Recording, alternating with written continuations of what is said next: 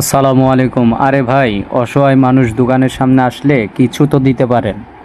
এটা তো আপনার জাত কুল মান কিছুই যাবে না, বরং সে পরবর্তী আল্লাহর কাছে এটা ধরা থাকবে। আপনি দান করবেন, আল্লাহ তাআলা আপনাকে এই দানের ওসিলা করে জান্নাতে একটা স্থান করে দিবে।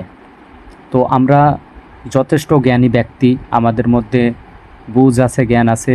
অবশ্যই এরকম অসহায় মানুষ দোকানের সামনে গেলে তাদেরকে আর্থিকভাবে হলেও সহযোগিতা করবেন। তো প্রতিনিয়ত আমার দোকানেও আসে অনেকগুলো মানুষ, যাদেরকে আমি ভালোবেসে কিছু দান করে থাকি। তো এগুলো মানুষকে দেখলে নিজেকে অনেক কষ্ট লাগে। আসলে এই জগতে যারাই আছে তারাই বোঝে যে জীবন মানে কত কষ্ট। তো সবাই ভিডিওটা